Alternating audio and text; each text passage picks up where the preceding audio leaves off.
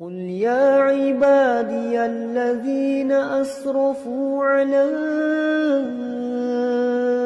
أنفسهم لا تقنطوا من رحمة الله. بسم الله الرحمن الرحيم. السلام عليكم ورحمة الله وبركاته. وعليكم السلام ورحمة الله وبركاته. الحمد لله نحمده ونستعينه ونستغفره ونعوذ بالله من شرور أنفسنا ومن سيئات أعمالنا. من يهده الله فلا مضل له ومن يضلل فلا هادي له. أشهد أن لا إله إلا الله وحده لا شريك له وأشهد أن محمدا عبده ورسوله صلى الله عليه وعلى آله وأصحابه. أما بعد، يا أيها الذين آمنوا اتقوا الله حق تقاته ولا تموتن إلا وأنتم مسلمون.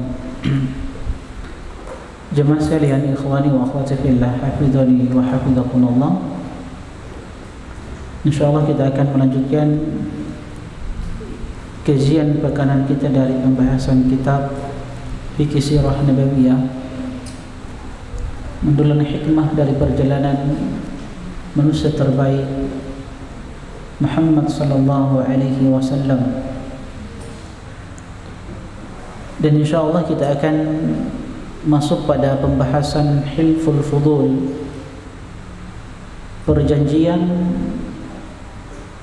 yang terjadi yang dilakukan oleh orang-orang mulia. Pada pertemuan sebelumnya, teman-teman sekalian, hafizani wa hafizakumullah, kita sudah menyelesaikan satu pembahasan tentang pertemuan Nabi sallallahu alaihi wasallam dengan seorang pendeta Nasrani yang bernama Buhairah. Maka insyaallah kita akan melanjutkan materi tentang hilful fudul. Namun sebelum peristiwa ini, ada satu peristiwa yang disebutkan di dalam buku-buku Sirah Nabawiyah tentang perang Fijar. Perang yang pertama dihadiri oleh Rasulullah sallallahu alaihi wasallam, sekalipun Nabi sallallahu alaihi wasallam pada perang ini tidak terjun langsung. Artinya Nabi sallallahu alaihi wasallam pada perang ini beliau hanya sekedar menjadi asisten saja, asisten perang, dalam artian beliau sallallahu alaihi wasallam hanya membantu paman-pamannya untuk menyiapkan anak panah. Dan ini terjadi sebelum beliau sallallahu alaihi wasallam dinobatkan sebagai seorang nabi dan seorang rasul. Dan perang Fijar ini terjadi ketika Nabi sallallahu alaihi wasallam berumur 20 tahun.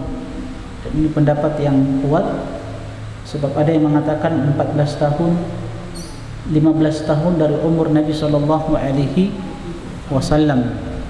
Dan ada pula yang mengatakan 20 tahun dari umur Rasulullah sallallahu alaihi wasallam. Jadi di masa muda Nabi sallallahu alaihi wasallam beliau menghadiri perang ini, perang Fijar, yang terjadi antara suku Quraisy dengan sekutunya dari Bani Kinanah melawan Bani Qais dan Bani Ailan.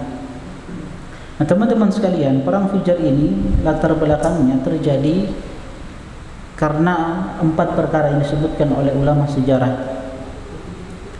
Pertama, ada yang mengatakan bahwasanya peristiwa perang Fijar ini terjadi karena seseorang dari Bani Qais berhutang kepada Bani Kinanah dan tidak membayarnya kecuali dalam waktu yang sangat lama. Namun latar belakang yang pertama ini dapat diselesaikan dengan baik tanpa ada peperangan. Karena kita tahu bersama perang Fijar ini terjadi di satu tempat namanya suku Uqad. Jadi ada dulu masa jahiliyah orang Arab itu punya satu perayaan, satu perayaan yang disebut dengan suku Uqad. Suq Uqad, ain kaf mad dha, Uqad Kalau Latinnya Ukaz. Ya, pasar Ukaz. Nah, jadi perang ini terjadi pada perayaan Ukaz.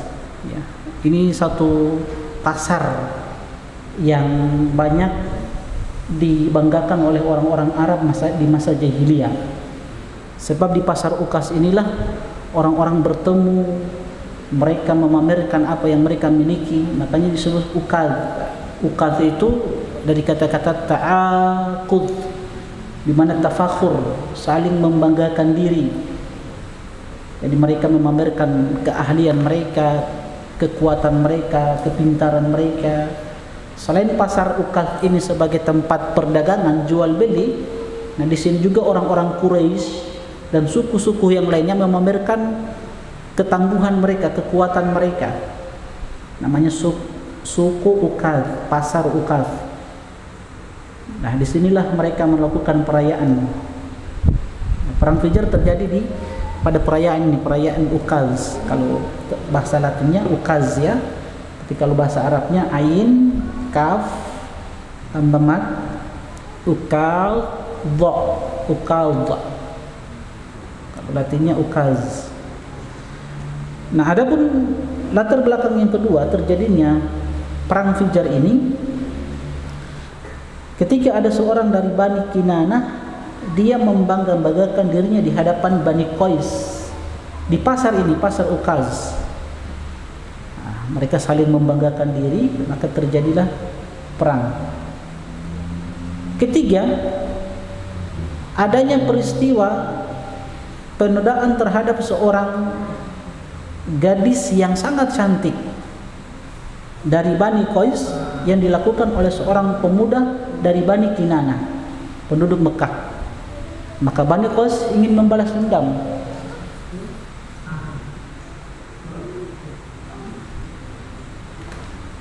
Ingin meminta pertanggungjawaban.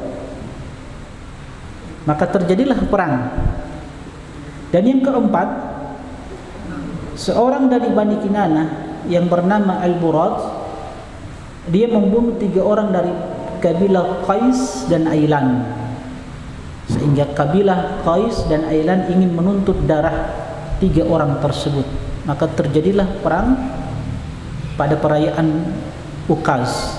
Nah, ini latar belakang terjadinya perang Fijar yang dihadiri oleh Rasulullah sallallahu alaihi wasallam. Nah, teman-teman sekalian, rahimani wa rahimakumullah. Jadi perang Fijar ini terjadi pada perayaan apa? Perayaan Ukaz. Ukaz yang biasa diadakan oleh orang-orang Arab di masa jahiliyah, dan itu biasanya diadakan di bulan Dzulqa'dah. Biasanya dari awal Dzulqa'dah sampai pada tanggal 20 Dzulqa'dah mereka rayakan ini, Ukaz ini. Jadi Ukaz sekali lagi dia adalah pasar, tempat perdagangan, jual beli, transaksi di situ. Kemudian tempat ini juga dijadikan sebagai tempat untuk mereka membanggakan diri mereka. Mereka adu kekuatan, bahkan para dukun pun datang ke tempat ini untuk memamerkan kekuatan mereka. Nah, disinilah terjadi perang Fijar ini, yang tugas Nabi SAW hanya sekedar menyiapkan anak panah untuk paman-paman beliau SAW. Baik. Kemudian perang ini awalnya, jadi sekali lagi perang ini terjadi pada perayaan Ukaz dari dua suku Quraisy dengan sekutunya dari Bani Kinanah, dan suku Qais dan suku Ailan. Ini terjadi. Di awal peperangan dimenangkan oleh suku Qais dan suku Ailan.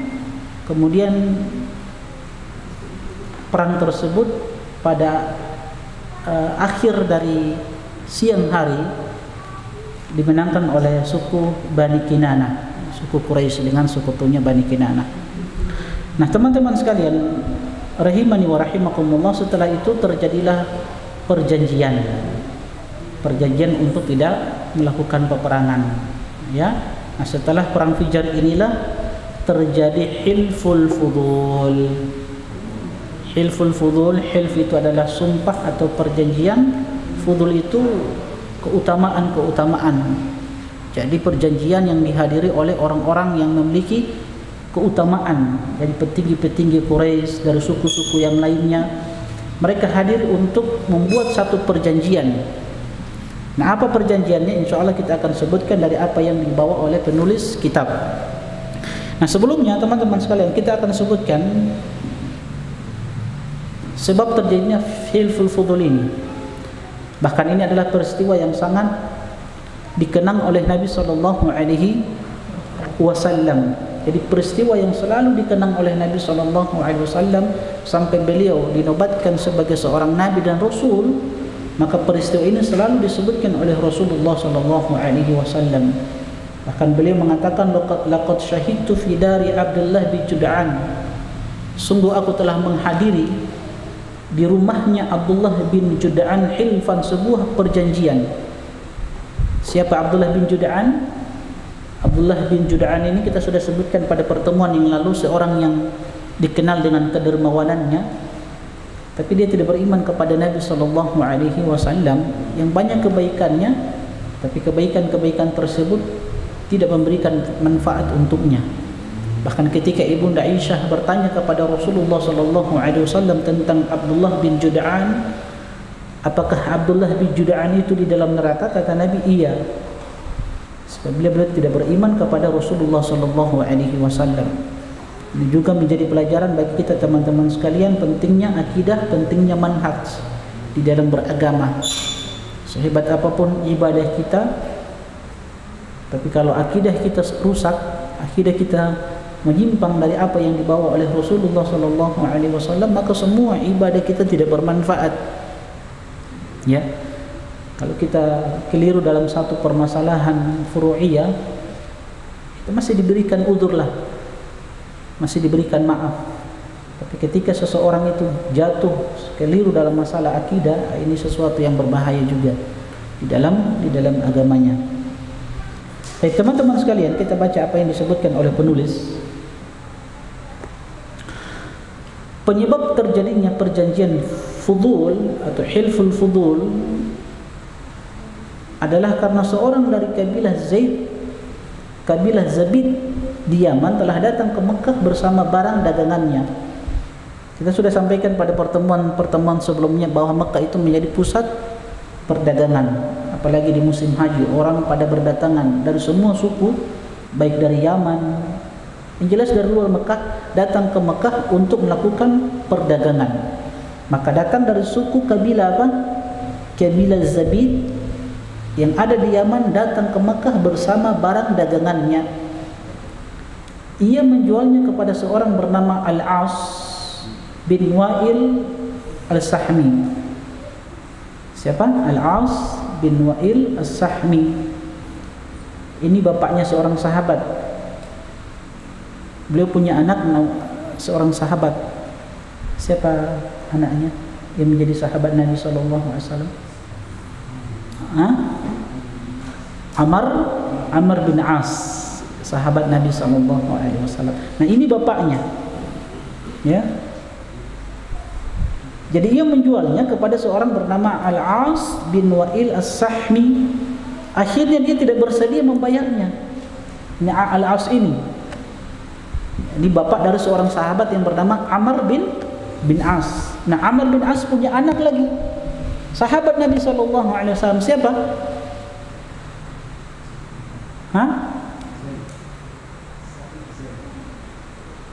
Jadi As punya anak seorang sahabat, Amr. Nah, Amr punya anak lagi seorang sahabat, tapi anaknya lebih awal masuk Islam daripada bapaknya Amr.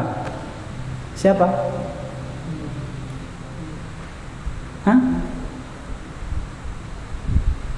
Amr bin As seorang sahabat. Dia punya anak seorang sahabat juga. Siapa namanya? Abdullah bin Amr. Masya Allah.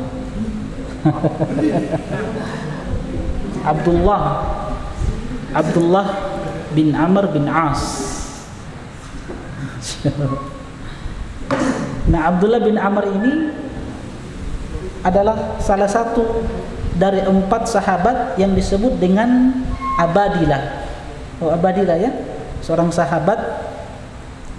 Jadi seorang sahabat dari 4 sahabat yang bernama, yang itu dijuluki dengan Al-Abadilah. Jadi 4 sahabat yang memiliki nama Abdullah. Di antaranya Abdullah bin Amr bin As. Siapa yang tiganya itu? Yang Abdullah. Siapa yang bisa jawab? Mereka dijuluki dengan Al-Abadilah. Al-Abadilah itu maksudnya Abdullah. Nah, siapa saja mereka? Di antaranya Abdullah bin Amr bin As. Siapa 3 di antara mereka ini? Jadi kalau antum dengar istilah Al-Abadilah, ini istilah dari ulama hadis. Al-Abadilah maksudnya 4 Abdullah dari kalangan sahabat junior yang mereka meninggal paling terakhir dari sahabat-sahabat yang lain. Mati belakangan mereka ini. Nah, siapa 3-nya itu? Siapa mau sebutkan? Saya kasih hadiah. Nah, siapa? Abdullah itu banyak ya. Abdullah dari kalangan sahabat itu 300-an lebih. Tapi cuma 4 ini yang dijuluki oleh ulama hadis dengan Al-Abadilah. Di antaranya Abdullah bin Amr bin As. Siapa 3 di antara mereka ini?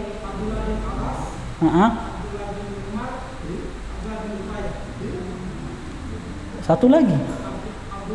Oke, Abdullah bin Amr sudah 3. Abdullah bin Umar 1.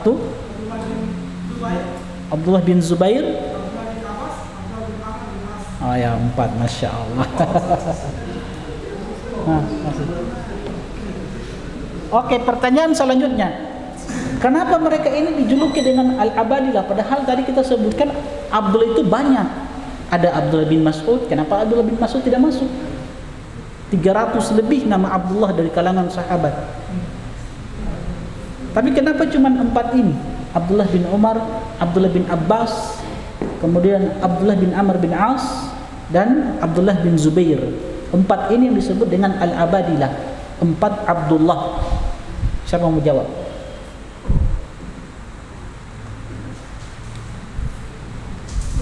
Nah, ada yang bisa jawab? Opa bisa jawab? Coba bilang sodapa hadiah itu Opa. Akhwat bisa jawab?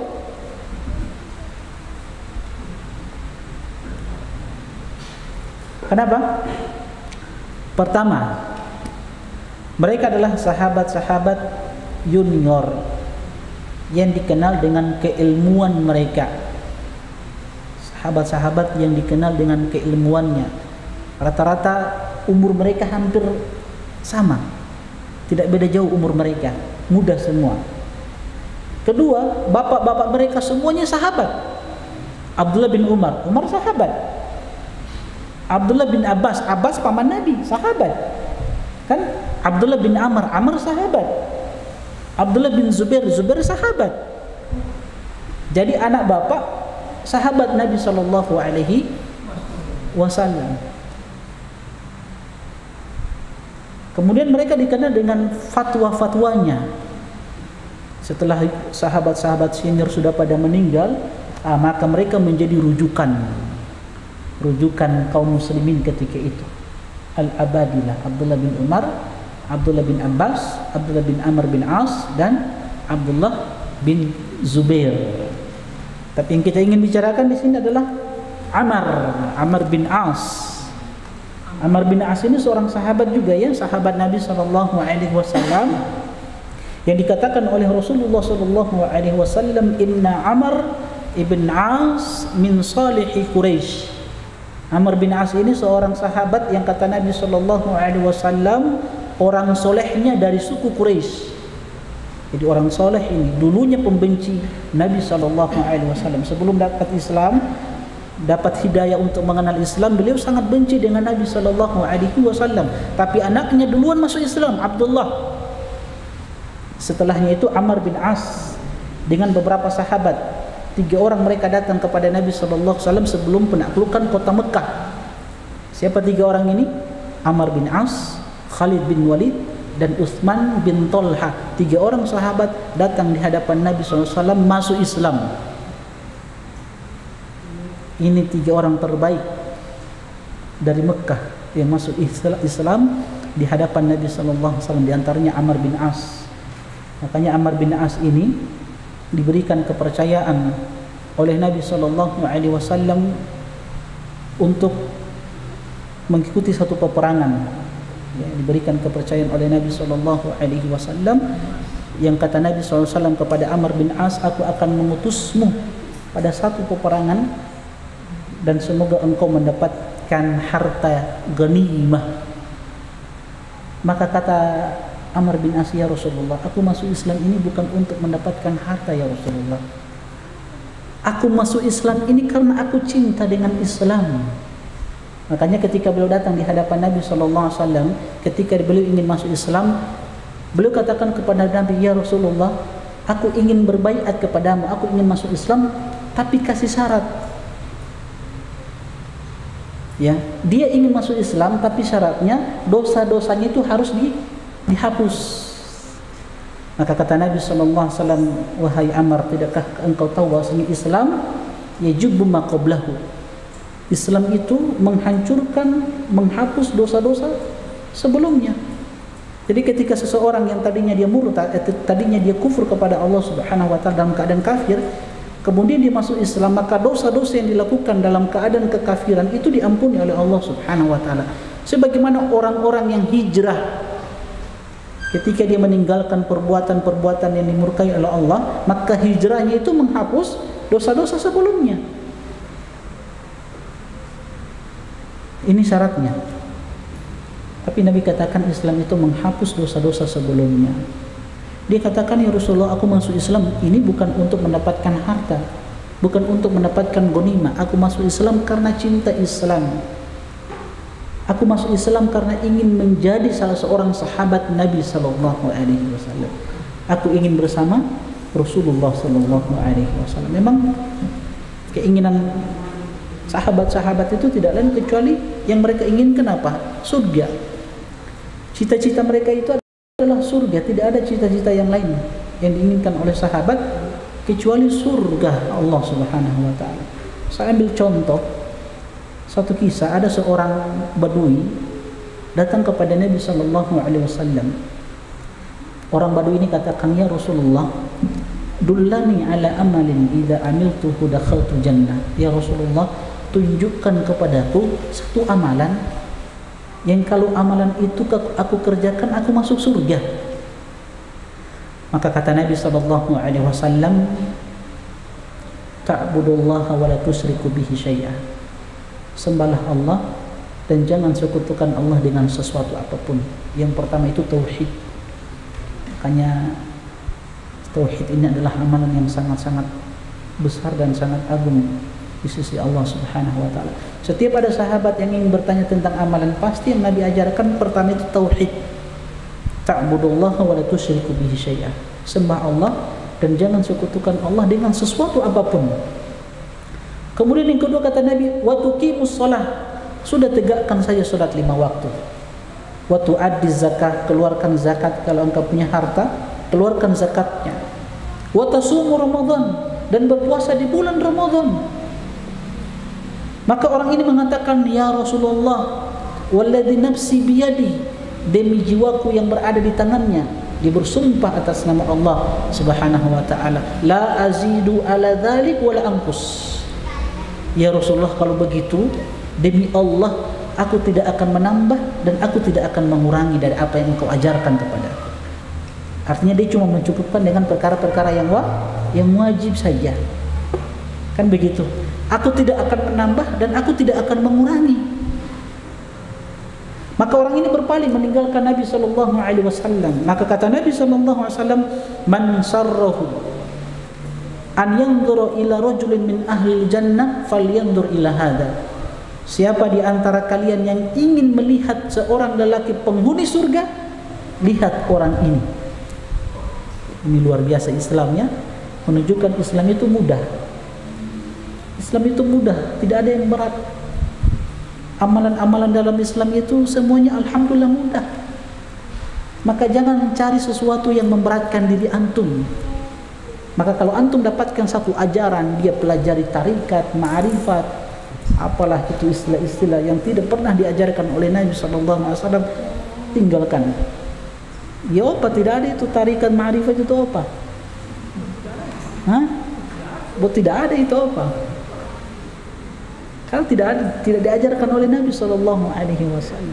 Islam itu mudah. Pertama apa Pak? Syariat, tarikat, ma'rifat, ma'rifatullah. Masya Allah.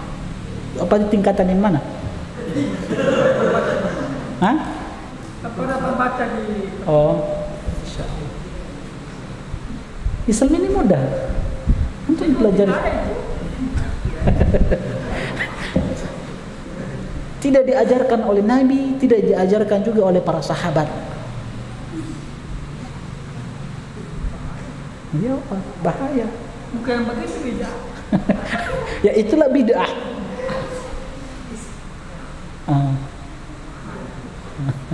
Insyaallah. Jadi Islam itu mudah. Kalau antum cukupkan dengan yang wajib-wajib, Masya Allah itu sudah luar biasa itu. Yang penting antum jaga perkara yang wajib, antum tinggalkan hal-hal yang Allah haramkan. Antum tinggalkan segala bentuk kesyirikan yang besar, yang kecilnya tinggalkan. Insya Allah masuk surga.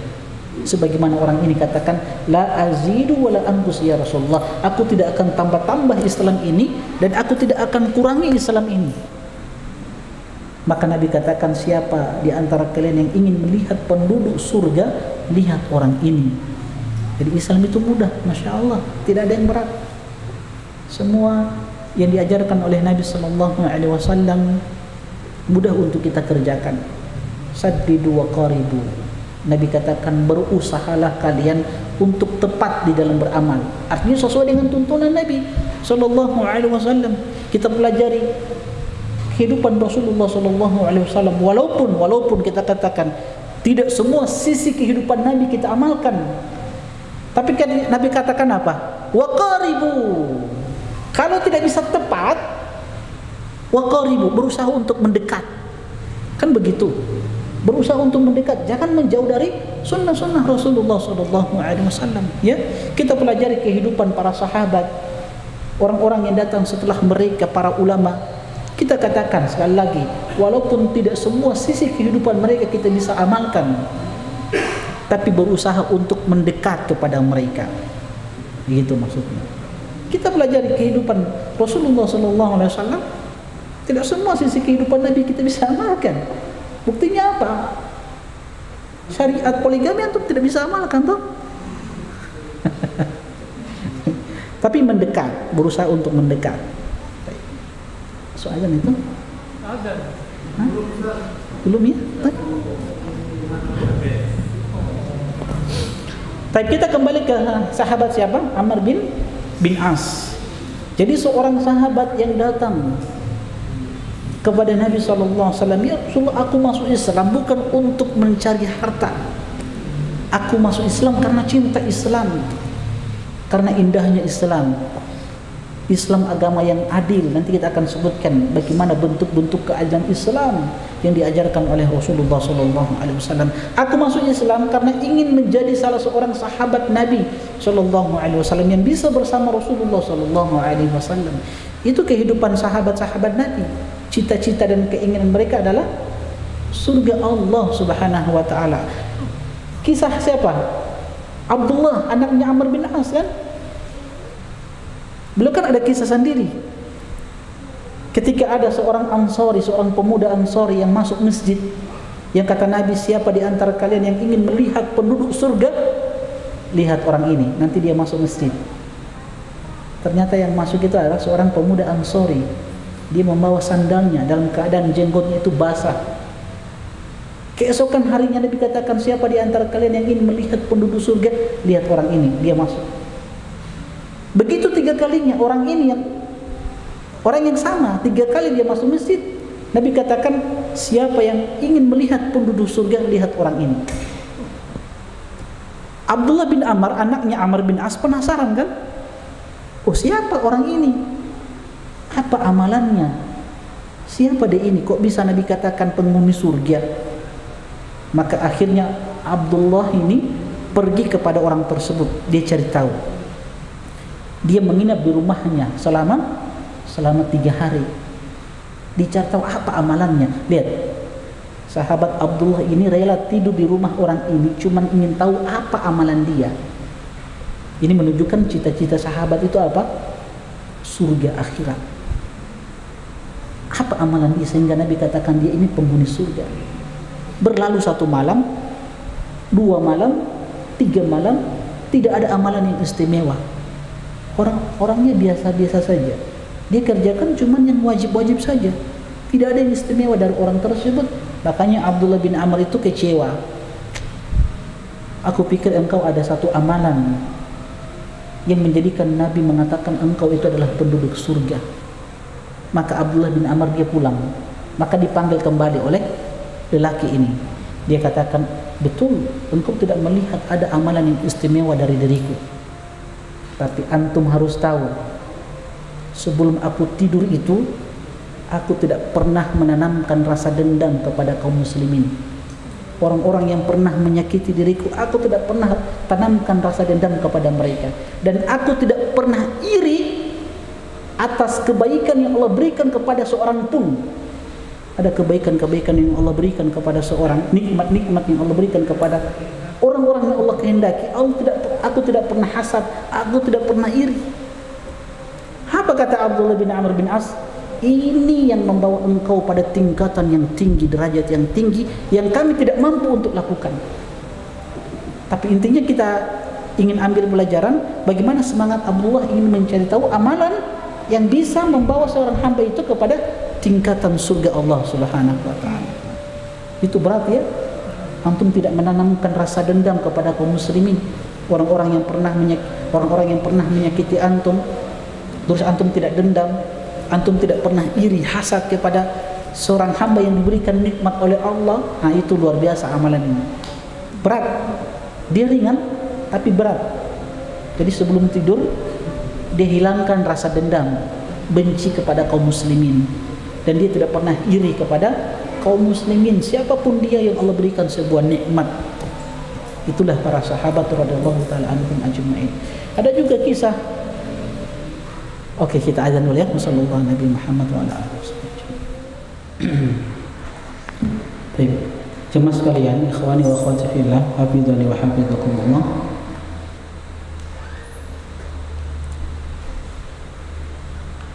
Kita kembali ke kisah ini. Jadi penyebab terjadinya perjanjian fudul atau hilful fudul, perjanjian yang dihadiri oleh orang-orang mulia, orang-orang yang punya keutamaan. Karena seorang dari kabilah Zabid di Yaman telah datang ke Mekah bersama barang dagangannya. Ia menjualnya kepada seorang bernama Al-As bin Wa'il As-Sahmi, yang anaknya seorang sahabat, punya cucu sahabat juga. Masya Allah. Akhirnya dia tidak bersedia membayarnya.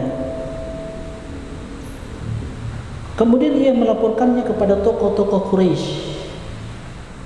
tetapi tidak ada yang mau menolongnya. Kemudian dia naik ke Gunung Abi Qubais. Gunung Abi Qubais ini yang sekarang ini, kalau antum pernah umroh, dia tidak jauh dari Bukit Sofa. Ada bukit yang di luar Masjidil Haram itu yang sudah dijadikan rumah kerajaan ya. Ada apartemen yang mewah itu di balik Bukit Sofa. Itu dulunya Jabal Abi Qubais, Bukit Abi Qubais. Ini tempat digunakan oleh orang-orang Quraisy ketika itu untuk menyampaikan informasi-informasi yang penting. Jadi kalau ada sesuatu yang penting, nah mereka berdiri di sini di Jabal Abi Qubais. Kisah siapa? Abu Lahab. bukan Abu Lahab, Abu Jahal ya. Abu Lahab, Abu Jahal. Abu Lahab ya, yang ketika Nabi SAW ingin menceritakan tentang peristiwa Isra dan Mi'raj, ya, maka Abu Lahab mengumpulkan orang-orang. Dia berdiri di bukit ini, Abi Qubais, memanggil semua penduduk Quraisy. Coba dengarkan cerita Muhammad. Nah ini sini di Abi Qubais ini. Nah orang ini dari kabilah Zabid, ketika terzalimi, dia berdiri di bukit Abi Qubais dan dia berteriak. Disinilah dia melantunkan syair-syairnya, syair-syair yang menggambarkan tentang dirinya terzalimi. Tapi kita tidak sebutkan syairnya, syairnya itu panjang, ya, disebutkan di kitab-kitab sirah yang lainnya. Di sini penulis tidak menyebutkan syair yang dibawakan oleh orang ini. Intinya syair-syairnya itu tentang kezaliman yang dilakukan oleh orang-orang Mekah kepadanya. Maka dia berdiri sementara tokoh Quraisy masih berkumpul di tempat mereka. Kemudian dia naik gunung Abi Qubais, sementara tokoh Quraisy masih berkumpul di tempat mereka selalu berkumpul. Dia berteriak supaya haknya yang terzalimi dikembalikan. Jadi teriak-teriak di situ. Tapi orang-orang Quraisy, petinggi-petinggi mereka itu di satu tempat di mana mereka berkumpul. Jadi tidak diperdulikan orang ini. Baik. Akhirnya ketika orang ini tidak diperdulikan, ada satu orang yang bangkit berdiri. Siapa? Az-Zubair bin Abdul Muttalib. Siapa dia? Paman Nabi sallallahu alaihi wasallam yang seayah dan seibu dengan bapak beliau Abdullah. Kan kita sudah sebutkan dari pernikahan Abdul Muttalib ini, kan Abdul Muttalib kan punya banyak istri kan. Nah, beliau di antara anak-anaknya kan ada Abdullah, kemudian ada Zubair, ini satu ayah satu ibu ya. Abdullah bapak Nabi, kemudian Zubair paman Nabi sallallahu alaihi wasallam. Satu lagi, ada tiga mereka, satu ayah satu ibu. Siapa satunya itu? Siapa satunya Nabi? Dari anak-anak Abu Muttalib yang seayah dan seibu dengan bapaknya Nabi Abdullah, kemudian Zubair, satu lagi siapa? Siapa? Saya kasih hadiah. Kita sudah bahas ini. Oke, saya kasih kisi-kisi, langsung jawab ya, angkat tangan. Jangan jawab berjamaah, angkat tangan. Nah, orang ini terbunuh dalam perang Uhud. Siapa? Hah? Itu apa? Sana, Taufik? Ya? Hamzah. Oke, Masya Allah. Jadi Abdullah, Hamzah sama Zubair ini satu ayah satu ibu. Ya. Makanya Hamzah sangat cinta kepada Nabi, sangat sayang kepada Nabi. Karena apa? Karena satu ayah dan satu ibu dengan bapaknya Nabi. Kan begitu. Oke. Jadi Zubair bin Abdul Muttalib dia berkata, orang seperti itu tidak mungkin dibiarkan terzalimi. Jadi dia bangkit, dia utarakan pendapatnya, orang seperti ini tidak bisa dibiarkan terzalimi. Ya. Kemudian berkumpullah Banu Hashim, Zuhra, Banu Taim bin Murrah di rumah Abdullah bin Jud'an. Ya. Abdullah bin Jud'an ini juga masih karib kerabat seorang sahabat namanya Abu Bakar. Dia masih kerabatnya Abu Bakar, karib terdekatnya Abu Bakar radhiyallahu taala anhu. Cuman dia tidak beriman. Ya. Jadi mereka berkumpul di rumahnya Abdullah bin Jud'an. Mereka bersumpah dan berjanji atas nama Allah untuk bersatu padu bersama orang-orang yang terzalimi itu hingga haknya dikembalikan. Quraisy mendengar perjanjian itu, mereka berkata, sungguh mereka telah masuk dalam sebuah perkara yang mulia. Mereka akhirnya menemui Al-As bin Wa'il, bapaknya Amr bin As, kemudian mengambil dengan paksa harta milik Az-Zabidi, kemudian mengembalikannya kepada pemiliknya. Nabi SAW telah menghadiri perjanjian itu Mereka mengangkat panji-panji kebenaran dan menghancurkan simbol-simbol kezaliman. Kejadian itu adalah bagian dari kebanggaan bangsa Arab. Nabi SAW berkata tentang kejadian tersebut, laqad syahidtu, saya telah menyaksikan di rumah Abdullah bin Jud'an sebuah perjanjian yang lebih aku cintai daripada seekor unta berwarna merah. Jadi kalau Nabi dihadapkan dengan dua perkara, unta merah atau perjanjian ini, maka Nabi katakan, aku lebih cinta perjanjian ini daripada dikasih unta merah. Tahu unta merah ya? Unta merah itu lambang kekayaan orang Arab dahulu. Orang Arab dahulu kalau punya unta merah itu Masya Allah luar biasa kayanya. Nah, Nabi katakan, aku lebih cinta perjanjian ini daripada dihadapkan dengan unta merah. Kalau sekiranya aku, kata Nabi SAW, diajak kembali dalam perjanjian ini di dalam Islam, la ajabtuh, maka aku akan penuhi permintaan tersebut. Jadi Nabi berharap, ya, berangan-angan Nabi kalau sekiranya perjanjian itu terjadi lagi setelah Nabi dinobatkan sebagai seorang Nabi dan Rasul, Islam sudah datang. Kalau orang-orang Quraisy panggil beliau sallallahu alaihi wasallam untuk melakukan perjanjian seperti ini, maka beliau akan menjawab undangan tersebut. Sebab di dalamnya berisi apa? Keadilan, menegakkan keadilan, menumpas kezaliman. Ini dilakukan oleh orang-orang Quraisy, makanya peristiwa ini sangat dikenang oleh Rasulullah sallallahu alaihi wasallam. Tapi apa hikmahnya? Kita akan sebutkan hikmahnya. Hikmah atau pelajaran yang bisa dipetik, kita komentari tentang pernyataan Nabi SAW yang berbunyi. Ini kata penulis, saya lebih senang dengan kejadian itu daripada unta yang merah, dan seandainya saya diajak dalam hal yang sama pada masa Islam, maka saya akan bergabung. Pertama, hikmah yang bisa kita petik dari peristiwa Hilful Fudul, perjanjian yang dibuat oleh orang-orang yang punya keutamaan.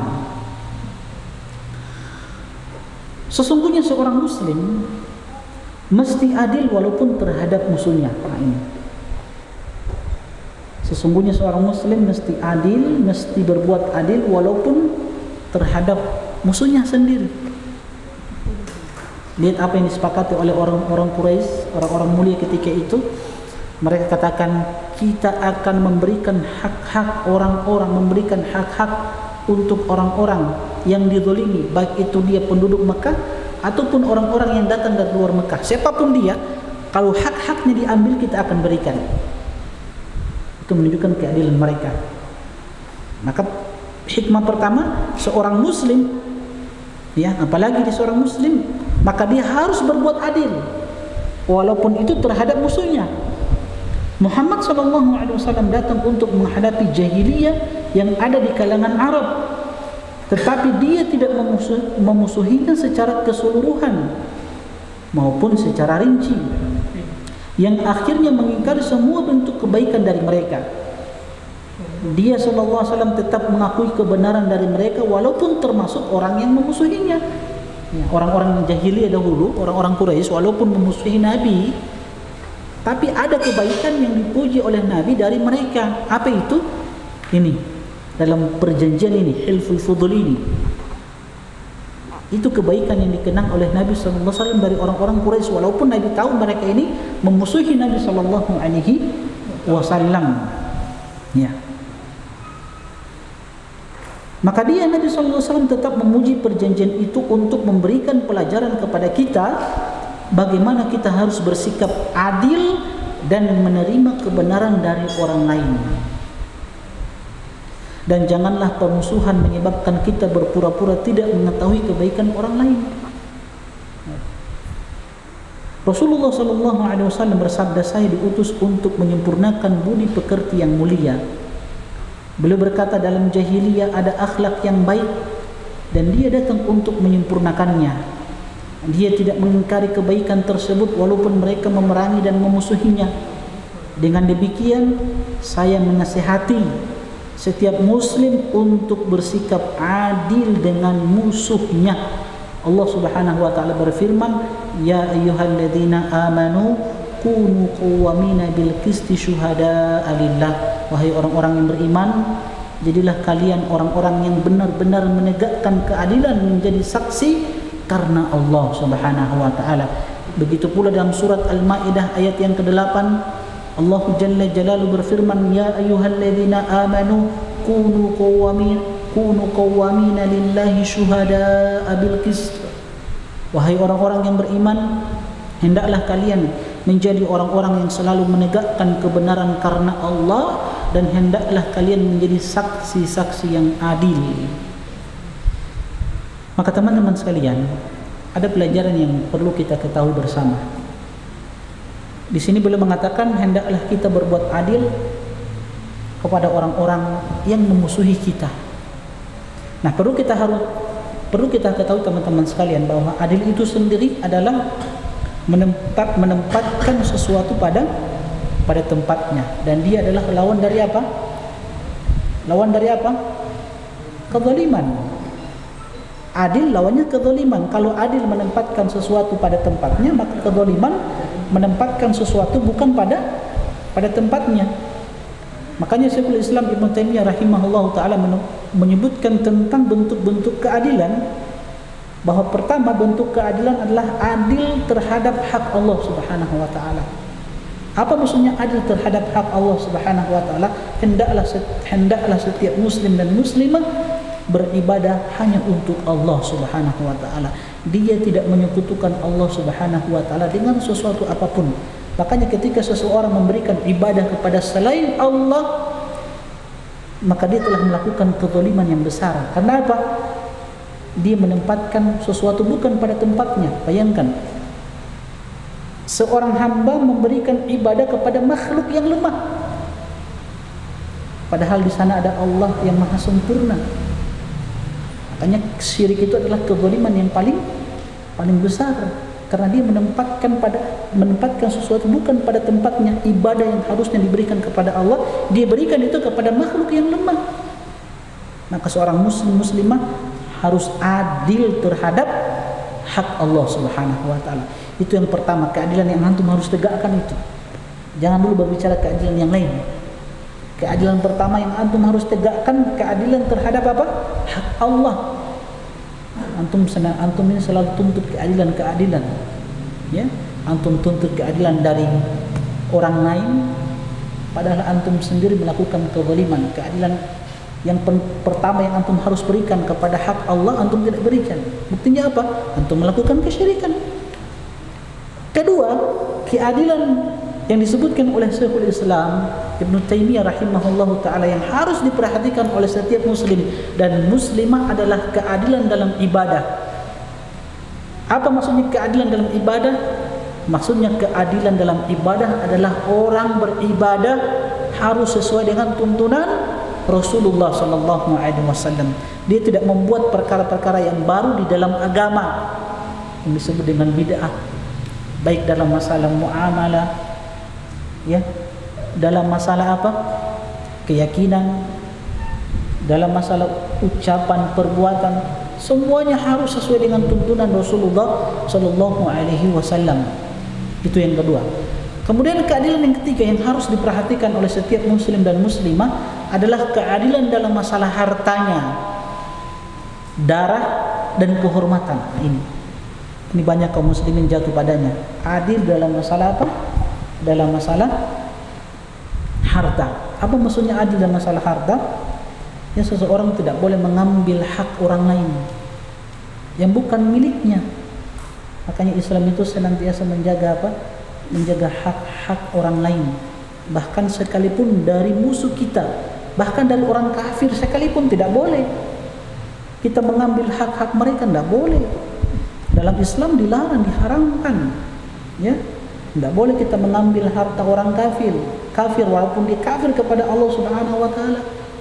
Bahkan kata Nabi sallallahu alaihi wasallam, fa ana hajijuhu yaumal qiyamah.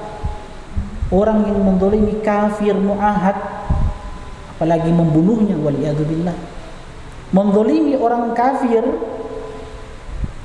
mengambil hartanya tanpa keridhaannya, itu kata Nabi, aku akan menjadi musuhnya di hari kiamat nanti. Ya, bagaimana Islam memberikan keadilan kepada orang-orang kafir. Ini bukti bahwasanya Islam itu menjunjung tinggi keadilan. Makanya kita sampaikan jangan pernah ajarkan kita ini tentang keadilan, ya. Kalian musuh-musuh Islam jangan ajarkan kita tentang keadilan. Islam itu agama yang paling toleran. Agama yang paling toleran, menjunjung tinggi keadilan sekalipun dari musuh Islam itu sendiri diberikan hak-hak mereka. Dalam masalah harta, kemudian dalam masalah apa? Dalam masalah kehormatan, apalagi darah. Tidak boleh menumpahkan darah tanpa hak yang dibenarkan oleh Islam. Sekalipun darahnya orang-orang kafir kan tidak boleh ditumpahkan. Islam jaga. Bukankah Nabi SAW bersabda apa? Man qatala mu'ahadan lam yarah raihatal jannah. Siapa yang membunuh, yang menumpahkan darah seorang kafir yang mendapatkan perlindungan dari pemerintah, maka dia tidak akan mencium bau surga. Jangankan masuk surga, mencium bau surga saja dia tidak dapatkan. Padahal bau surga itu tercium dari jarak 40 tahun perjalanan sudah tercium bau surga itu. Maka orang yang menumpahkan darah tanpa hak itu tidak akan mencium bau surga, kata Nabi sallallahu alaihi wasallam. Kehormatan ada dalam masalah kehormatan. Apa maksudnya? Antum tidak boleh menjatuhkan kehormatan seorang muslim. Hati-hati dalam menjatuhkan kehormatan seorang muslim. Kehormatan seorang muslim itu terjaga. Apalagi kehormatan ulama. Banyak sekarang ini ya penuntut ilmu yang ketika terjadi fitnah, perselisihan di kalangan para ulama, maka mereka pun masuk ke dalamnya. Banyak penuntut ilmu saat ini mudah memvonis, memberikan hukuman kepada ustadz-ustadz tertentu, apalagi kepada para ulama. Ada seorang ustadz yang dikenal dengan keilmuannya, dia ahlu sunnah, akidahnya akidah salaf. Cuman mungkin beliau keliru, beda pandangan dengan kita dalam masalah-masalah ijtihadiyah. Nah, sebagian penuntut ilmu yang tasarru, yang terlalu terburu-buru di dalam memberikan hukum, mudah memvonis seseorang. Ketika ada ustadz yang jatuh kepada kesalahan yang sebenarnya pada masalah-masalah apa? Ijtihadiyah, langsung dia vonis apa? Ahlul bid'ah. Bahkan dia keluarkan dari barisan ahlu sunnah waliyadzubillah. Banyak anak-anak muda seperti itu saat ini, yang mudah memvonis, memberikan hukum. Padahal kalau ada fitnah-fitnah terjadi, maka tugas kita sebagai seorang penuntut ilmu apa? Diam, belajar saja. Kalau ada masalah-masalah yang terjadi, itu tugasnya para ulama, bukan tugasnya kita itu. Kita sebaiknya diam, banyak belajar, perdalam akidah, ya perdalam ilmu dasar, belajar bahasa Arab, fokus belajar bahasa Arab, fokus menghafal Al-Quran, fokus menghafal hadis-hadis Nabi sallallahu alaihi wasallam. Itu saja yang kita lakukan saat ini. Terkadang waliyadzubillah kita lihat saat ini dalam masalah tahdzir mentahdzir, ya. Kita katakan tahdzir itu adalah syariat. Dia adalah bentuk nasihat. Tahdzir itu penjagaan Islam, penjagaan terhadap Islam. Jadi tahdzir adalah sebuah penjagaan terhadap sunnah-sunnah Nabi sallallahu alaihi wasallam. Makanya tahdzir itu disyariatkan. Kenapa kita mengingatkan seseorang yang terjatuh kepada kesalahan supaya dia kembali kepada al-haq? Itu betul itu. Tapi tidak semua orang terjun dalam masalah ini. Tidak semua orang. Bahkan tidak semua ustaz. Ya, ini hanya orang-orang yang punya keilmuan, para ulama. Mereka yang terjun dalam masalah ini, bukan setiap penuntut ilmu. Langsung main hantam, main vonis bid'alah, ustaz ini ahlu bid'alah. Ini tasarruf. Dan ini tidak adil dalam masalah kehormatan seorang muslim. Antum harus tahu muwazanah. Antum tahu muwazanah? Tahu ya muwazanah ya? Tapi muwazanah di sini bukan muwazanah yang dipahami oleh sebagian kelompok, menyebutkan kebaikan-kebaikan seseorang yang ditahdzir. Ya, bukan manhaj itu ya. Kalau muwazanah seperti ini namanya bid'ah dalam Islam. Jadi ketika ada seseorang yang ditahdzir, yang diingatkan, maka tidak boleh kita menyebutkan kebaikan-kebaikannya, tidak boleh. Tidak boleh. Karena apa? Kalau kita sebutkan kebaikan-kebaikan dia, orang yang ditahdzir, maka itu akan melemahkan tahdzirnya antum. Tapi muwazanah yang ana maksudkan di sini adalah menimbang antara bid'ah dan sunnah. Ya, bukan muwazanah yang kita pahami ya. Antum jangan poli bilang, Ustaz Mahmud itu manhaj sururi nanti. Pakai manhajnya Ikhwanul Muslimin muwazanah. Bukan itu yang kita maksudkan. Bukan muwazanah menyebutkan kebaikan-kebaikan seseorang yang ditahdzir, yang diingatkan kesalahannya, bukan itu. Kalau itu kita sepakat. Kalau kita mentahdzir seseorang, maka tidak boleh kita sebutkan kebaikan-kebaikan dia, tidak boleh.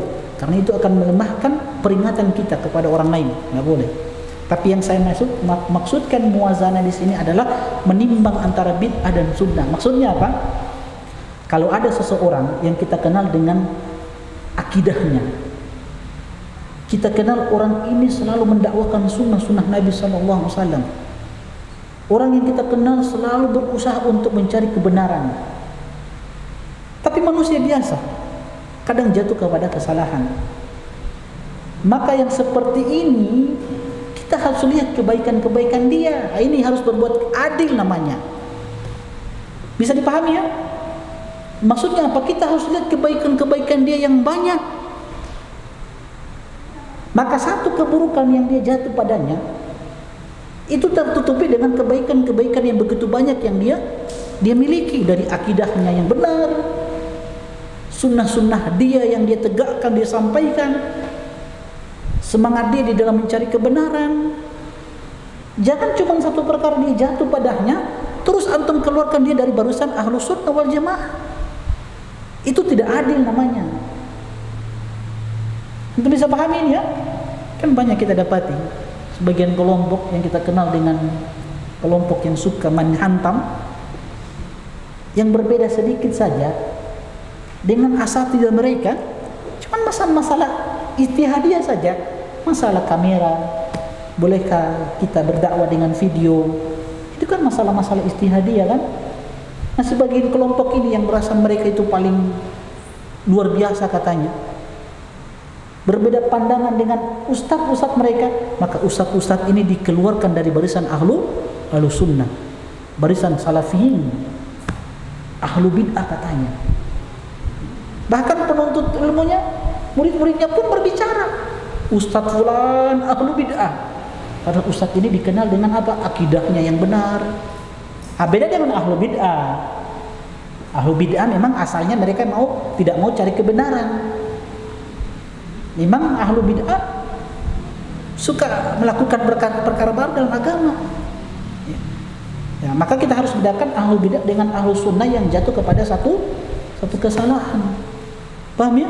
Nah ini makanya kita akan sebutkan ini contoh. Antum melihat halaman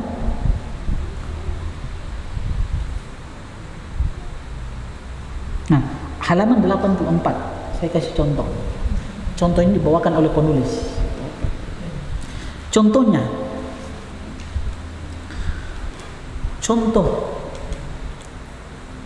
ini sebelum ketika ini beliau menyebutkan ya tentang hadis Nabi SAW yang menyebutkan bolehnya kita mengambil kebenaran dari musuh kita, seperti kisah seorang Yahudi.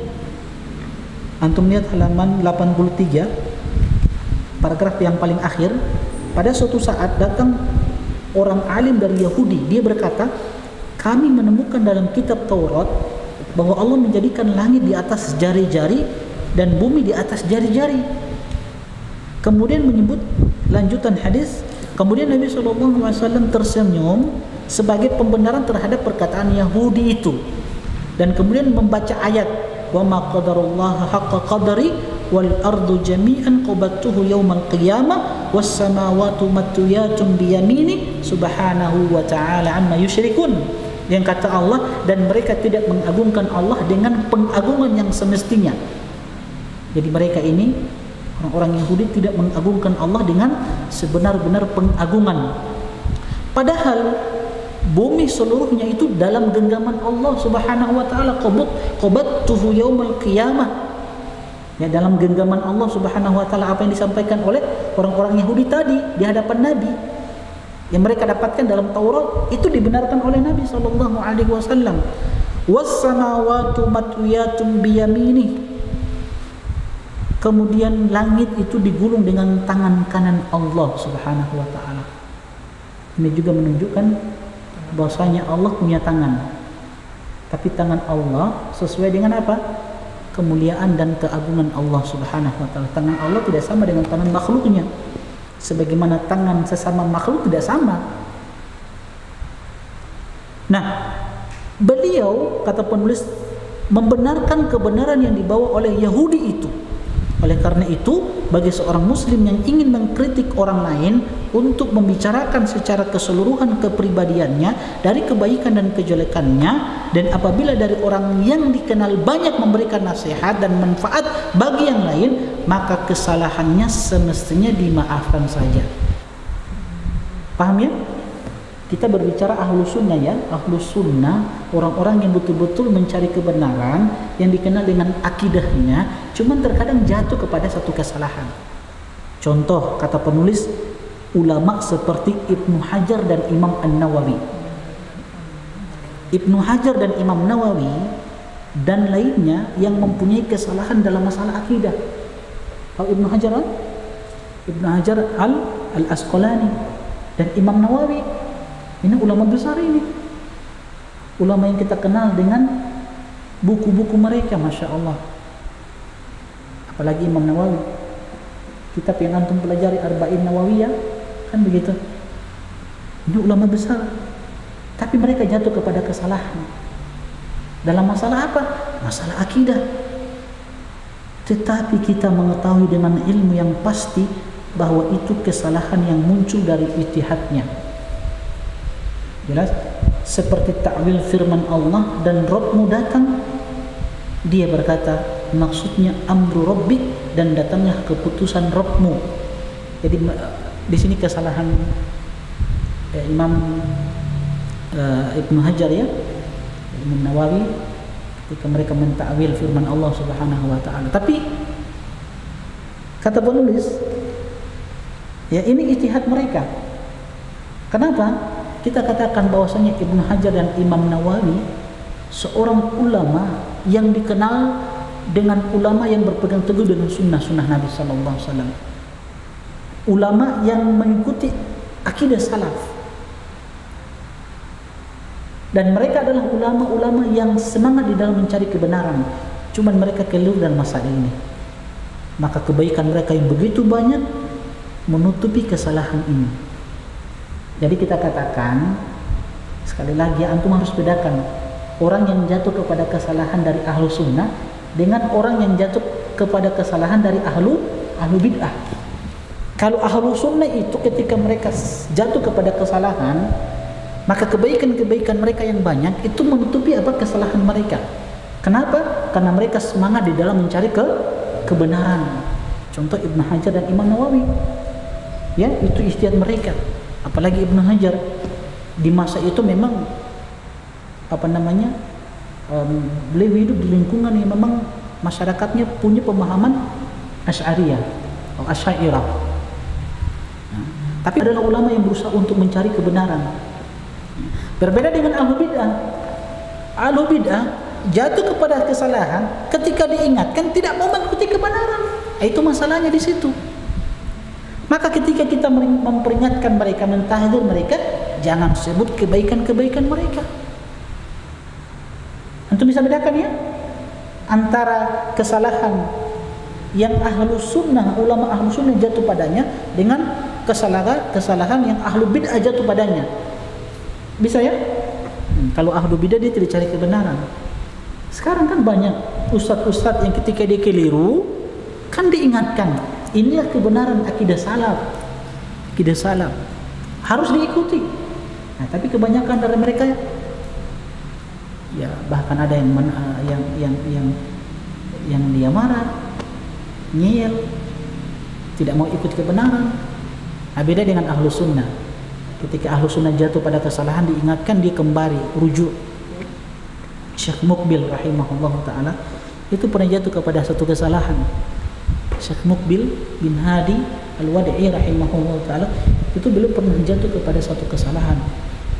Beliau pernah menghantam pemerintah Arab Saudi dengan kata-kata yang luar biasa kerasnya terhadap pemerintah Arab Saudi.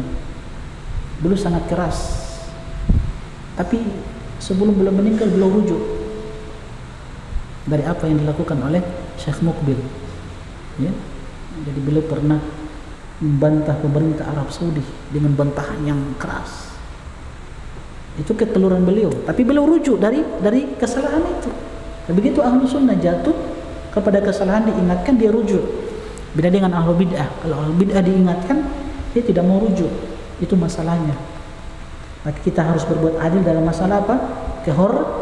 Kehormatan. Sekali lagi ya, kalau ada ustadz atau seorang alim jatuh kepada kesalahan, kalau dia adalah seorang yang kita kenal dengan akidahnya yang benar, akidah salaf yang diikuti, dia orang yang menegakkan sunnah-sunnah Nabi, dia orang yang berusaha untuk mencari kebenaran, maka kebaikan-kebaikan yang banyak yang dia miliki itu menutupi kesalahannya. Jelas ya? Oke, ini saja yang dapat kita sampaikan. Mudah-mudahan bermanfaat. Insya Allah pada pertemuan apa yang kita sampaikan tadi sudah mencukupi dari hikmah yang disebutkan oleh penulis. Insya Allah pada pertemuan selanjutnya kita akan masuk pada pembahasan tentang Rasulullah SAW menikah dengan Khadijah radhiyallahu ta'ala anha, dan inilah pernikahan pertama Rasulullah SAW. Beliau hidup dengan seorang wanita yang soleha yang terus dikenang oleh Nabi SAW. Apa yang menyebabkan Nabi terus mengenang Khadijah? Selalu Khadijah. Sampai-sampai Ibunda Aisyah kan cemburu. Khadijah terus. Kenapa Khadijah? Nah, kita akan sebutkan apa sih keistimewaan Khadijah sampai Nabi SAW terus mengenang Khadijah yang menjadikan istri-istri lain khususnya Ibunda Aisyah cemburu ketika Nabi SAW menyebutkan Khadijah di hadapannya. InsyaAllah kita akan sebutkan pada pertemuan selanjutnya. Wallahu ta'ala a'lam. Subhanakallahumma bihamdik, asyhadu an la ilaha illa anta, astaghfiruka wa atubu ilaik. Assalamualaikum warahmatullahi wabarakatuh. قل يا عبادي الذين أسرفوا على أنفسهم لا تقنطوا من رحمة الله